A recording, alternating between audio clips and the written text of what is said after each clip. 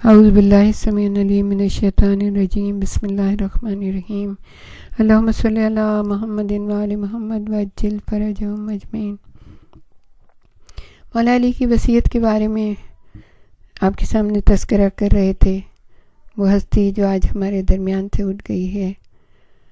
بہت غم ہے، اس ہستی کا غم منایا جا رہا ہے پوری کائنات میں۔ ایسا انسان جو کہ رسول عربی کے بعد سب سے زیادہ محترم، سب سے زیادہ عاقل، سب سے زیادہ عالم، سب سے زیادہ عادل، اور کیا ان کی تعریف بیان کریں۔ پروردگار عالم نے جنہیں اپنے ساتھ رسول کا گواہ بنایا، رسول کی پیغمبری کا گواہ، پروردگار عالم نے ان کو اپنے ساتھ قرار دیا ہے کہ تمہارا رسول، تمہارا یہ کافر یہ کہتے ہیں کہ تم پیغمبر نہیں ہو، اللہ گواہی دیتا ہے کہ تم پیغمبر ہو اس کے، اور اس کے ساتھ جو ہے وہ ہستی کہ جس کو پوری کتاب خدا کا علم دیا گیا ہے، جس کے پاس پوری کتاب خدا کا علم ہے۔ تو پروردگار عالم نے ان کو، اس ہستی کو اپنے ساتھ رسول کے گواہی میں پیش کیا۔ آپ سوچیں کتنا بڑا درجہ ہوگا، کوئی سوچ بھی نہیں سکتا ان کی عظمت کو، ان کی رفت کو، ان کی بلندی کو۔ بس عزیزان گرامی، ہم سب اہل بیت اطہار کے غم میں شریک ہیں۔ ہم اب اس منزل پہ پہنچے ہیں کہ جہاں پہ ہم امام کے وصیت کا وہ جملہ آپ کے سامنے پیش کریں۔ اس میں امام کہتے ہیں اللہ اللہ فی القرآن، قرآن کے بارے میں اللہ سے ڈرتے رہنا، کہیں ایسا نہ ہو کہ دوسرے اس پر عمل کرنے میں تم سے سبقت لے جائیں۔ اللہ اکبر، امام کی بات کس قدر صحیح، اور بات ہی کیا جو صحیح نہ ہو امام کی زبان سے نکلے۔ یہاں امام کے پیش نظر قرآن مجید کی وہ تمام تعلیمات ہیں جو انسان کی عقل، روح اور عمل کی سطح کو بلند کرتے ہیں، اور اس طرح آپ ثقل اکبر قرآن مجید کے ساتھ برتاؤ کے بنیادی قاعدے کی طرف توجہ مبذول کراتے ہیں۔ جیسے کہ خداوند عالم کا ارشاد ہے، تمہارے پاس خدا کی طرف سے نور اور واضح کتاب آ چکی ہے۔ قد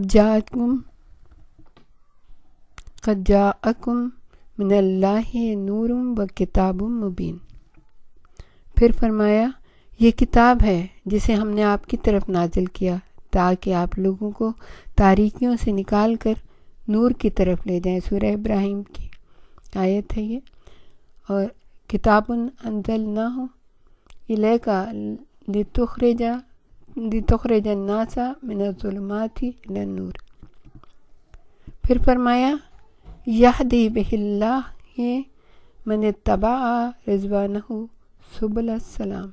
قرآن کے ذریعے خدا اپنی خوشنودی چاہنے والوں کی سلامتی کے راستوں کی جانب ہدایت کرتا ہے۔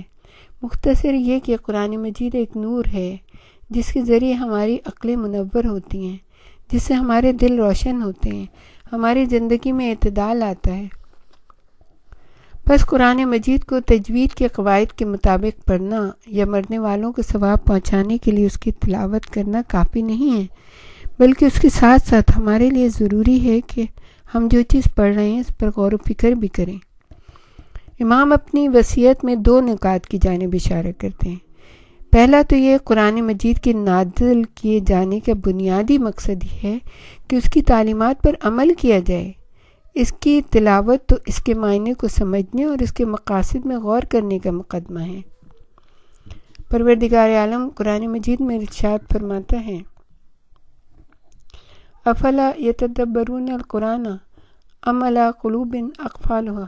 تو کیا یہ لوگ قرآن میں ذرا بھی غور نہیں کرتے یا ان کے دلوں پر قفل پڑے ہوئے ہیں؟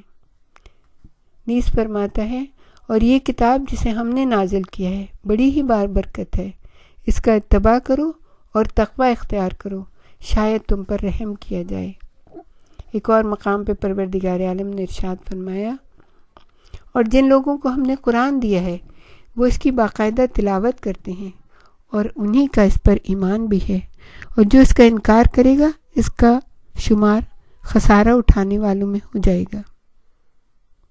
شاید یتلونہ حق تلاوت سے مراد غور و فکر اور فہم و شعور کے ساتھ پڑھنا۔ اس طرح خدا کی آیتوں اور ان میں بیان ہونے والی حق کی دلیل کو سمجھا جا سکتا ہے۔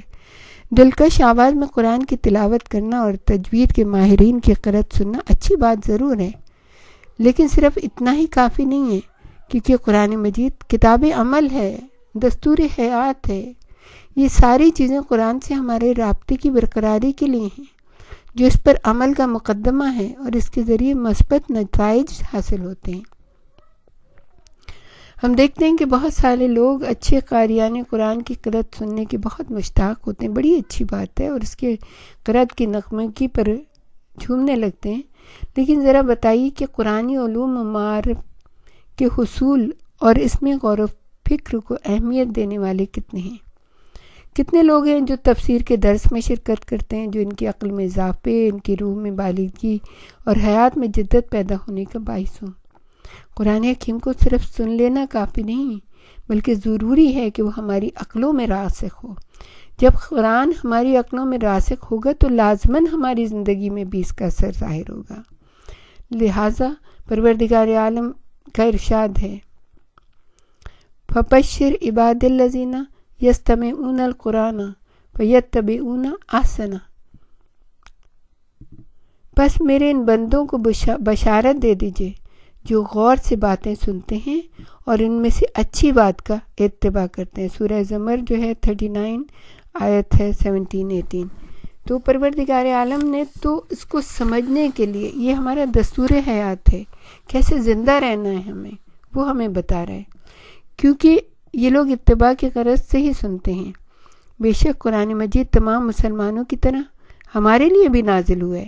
ہمیں چاہیے کہ تمام لوگوں سے زیادہ ہم اسے اہمیت دیں، کیونکہ غیر مسلم تو احکام قرآن پر عمل کے پابند نہیں۔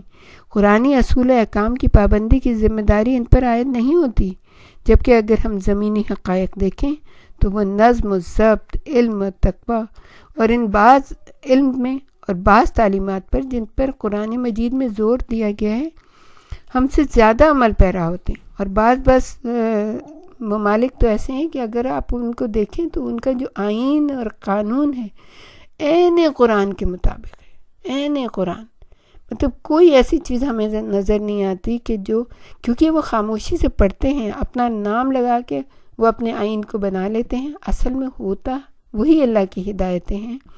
اور جہاں پہ بھی آپ دیکھیں، وہاں پہ دیکھیں، آپ کو یاد آ جانا چاہیے کہ ہمارے مولا نے اس وقت میں جب کہ وہ اس دنیا سے جا رہے تھے قرآن کو یاد دلایا ہمیں کہ اس سے پہلے کہ دوسرے لوگ اس کو حاصل کر لیں، اس پہ عمل کرنے لگیں، تم پیچھے رہ جاؤ۔ لیکن آج ہم دیکھ رہے ہیں کہ ہم قرآن سے بہت دور ہو چکے ہیں، جبکہ قرآن ہماری کتاب ہے، اس کے ذریعے ہی ہم دین پر عمل پیرا ہو سکتے ہیں، اس کے ذریعے ہماری دنیا سنور سکتی ہے۔ عزیزان گرامی، ایک قرآن آ رہا ہے اور ایک قرآن اس دنیا سے جا رہا ہے۔ پروردگار عالم ہمیں دونوں قرآنوں کے اوپر کو سوچنے، سمجھنے اور اس پہ ان کی باتوں پہ عمل کرنے کی توفیق عطا فرمائے۔ وآخر دعوانا ان الحمد للہ رب العالمین۔